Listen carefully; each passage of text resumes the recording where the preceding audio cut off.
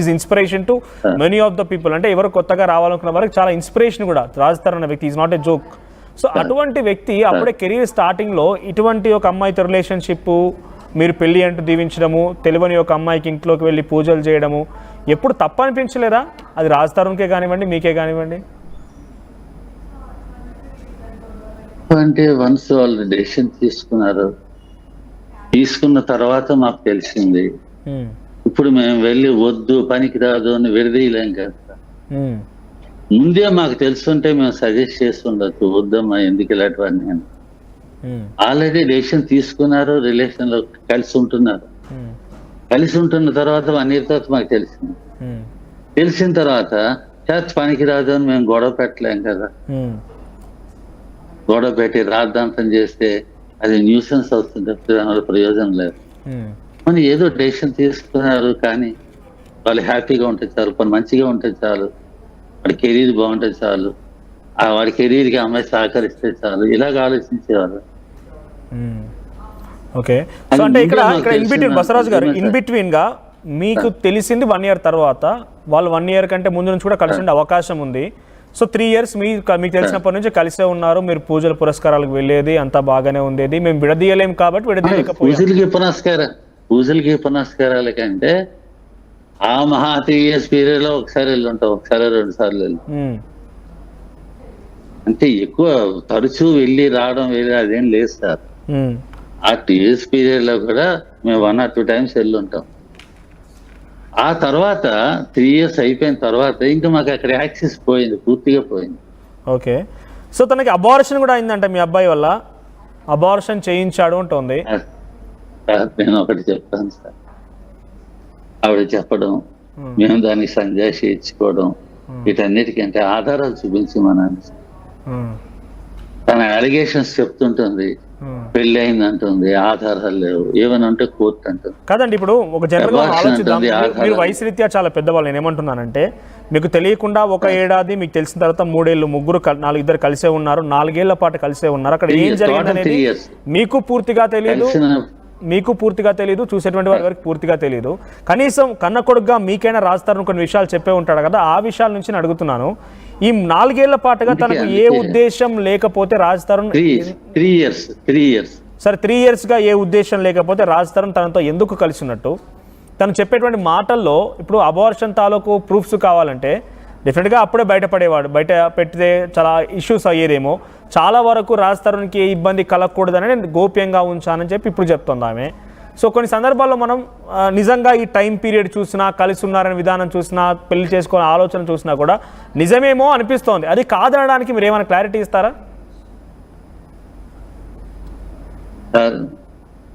కలిసి ఉండడం, రిలేషన్ లో ఉండడం వాస్తవం, కానీ పెళ్లి జరగలేదు, అబార్షన్ జరగలేదు, అబార్షన్ కూడా జరగలేదు. తర్వాత మాకు తెలిసింది, అంతకు ముందే చాలా మందితో కాంటాక్ట్స్ ఉండేవి అన్న విషయం కూడా మాకు తెలిసింది. అది కన్ఫర్మ్ గా నేను చెప్పలేను. అది సో ఇప్పటిదాకా వచ్చినాక ఇంకా ఏం కాంటాక్ట్స్ ఏంటి? ఎవరితో కాంటాక్ట్ లో ఉండేది లావణ్య? చాలా మంది కాంటాక్ట్స్ ఉండేవి అని అంటే సార్, మీరు ఈ వీడియోలు, ఈ మధ్యన ఆడియోలు చాలా వస్తున్నాయి కదా సార్.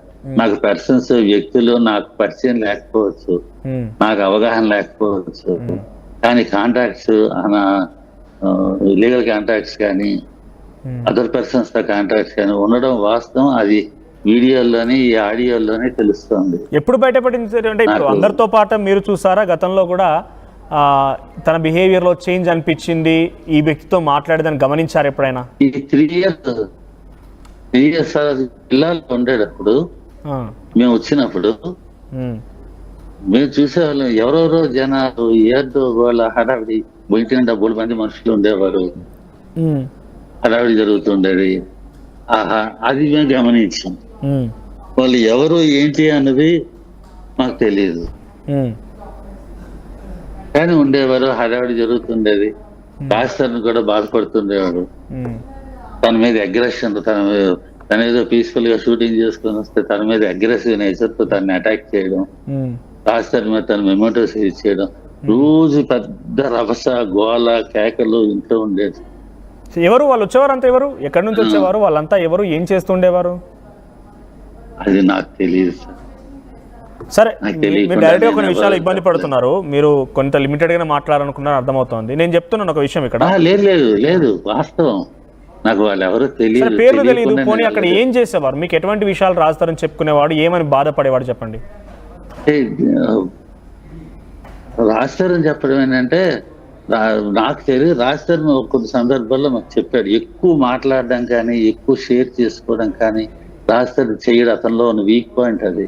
ఓకే, అది ఎంత బాధపడుతుంటాడు మరీ పీక్ స్టేజ్ వస్తే కానీ షేర్ చేస్తాడు. ఓకే, అలా 1 or 2 సందర్భాల్లో మనకు చెప్పడం ఏంటంటే నేను భరించలేకపోతున్నాను, ఎవరెవరు వస్తున్నారు, ఏదో గోల అవుతుంది. ఆఖరికి రాజకీయ డౌట్ ఎక్స్ప్రెస్ చేశారు, డ్రగ్స్ కూడా తీసుకుంటున్నారు. మళ్ళీ చెప్తారు. డౌట్ కూడా ఎక్స్ప్రెస్ చేశారు, డ్రగ్స్ కూడా కన్జ్యూమ్ అవుతుంది అక్కడ అన్నది డౌట్ కూడా ఎక్స్ప్రెస్ చేశాడు. ఓకే, డీజేలు, గోల, హడావిడి, డ్రింక్ అంటే కామను అని చెప్పేవాడు. 1 or 2 సందర్భాల్లో ఎంతో పీక్ స్టేజ్ అయితే కానీ షేర్ చేసుకోడు ఎవరితోటి. Is an introvert. ఓకే, ఎవరితో షేర్ చేసుకోడు. బసవరాజు గారు, drugs consumption is a crime. మీకు తెలుసు, డ్రగ్స్ కన్సంప్షన్ అనేది చాలా పెద్ద క్రైమ్ అది. సో మనం అటువంటి విషయాల్లో ఆయన ఒక స్టార్ సెలబ్రిటీగా ఉన్నారు, ఇప్పుడు చాలా కింది స్థాయి నుంచి వచ్చారు. అటువంటి వ్యక్తి తన ముందు ఒక తప్పు జరుగుతుందన్నప్పుడు ఆ తప్పుని వెంటనే పోలీసులకు చెప్పడమా, లేకుంటే దాని తప్పుని సరిదిద్దాల్సిన బాధ్యత కూడా అంతా ఆయన పైన ఉంటుంది కదా.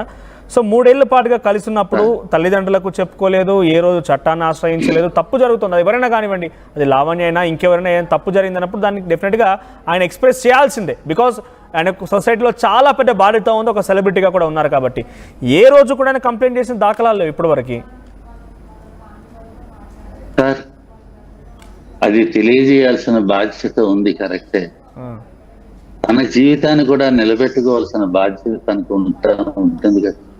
ఓకే, ఒకసారి కానీ ఆ విషయం బయట పెడితే తను ఏదో పెద్ద హీరోలాగా బయట పెట్టాడు అనుకోండి, రభస అవుతుంది. అప్పుడే కొత్తగా వస్తున్నాడు, ఇండస్ట్రీలోకి వచ్చాడు, అదంతా రభస జరిగిపోయి ఎక్కడ ఏమైపోతుందో, నా కెరీర్ ఎక్కడ దెబ్బతింటుందో అని భయంతో, చిన్న కుర్రాడు అప్పటికి, భయంతో అలాగా అణిగి అలా కంట్రోల్ చేసుకుని ఉన్నాడు తప్పితే.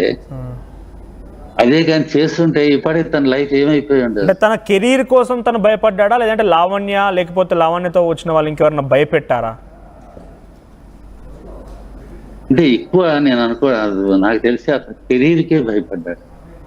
ఓకే, తన కెరీర్ ఎక్కడ, తనకేంటంటే కెరీర్ అంటే ప్రాణం, సినిమా అంటే ప్యాషన్, పిచ్చి, అది తప్ప ఇంకేం చెయ్యలేడు అనే పరిస్థితిలో ఉన్నాడు.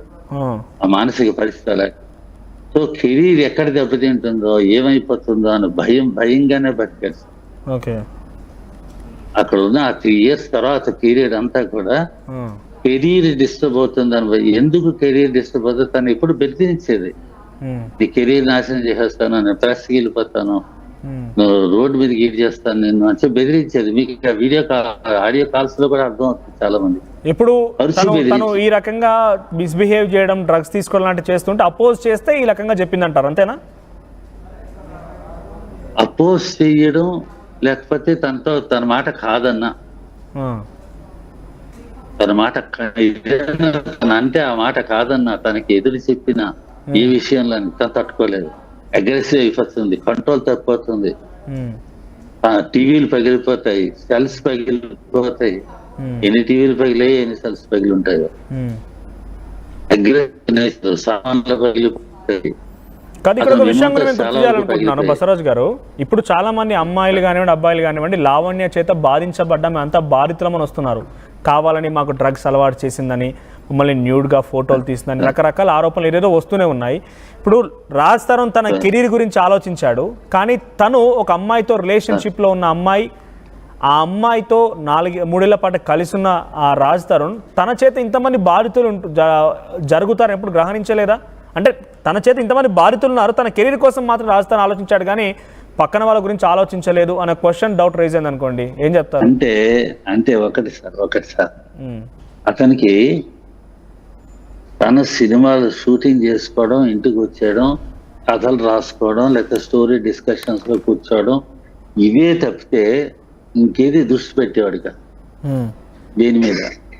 అతనికి ఇంటర్నల్ గా ఇన్ని హడావిడులు జరుగుతున్నాయని చెప్పి అతనికి ఇవన్నీ అతని నోటీసులో ఉన్నవి కాదు. తను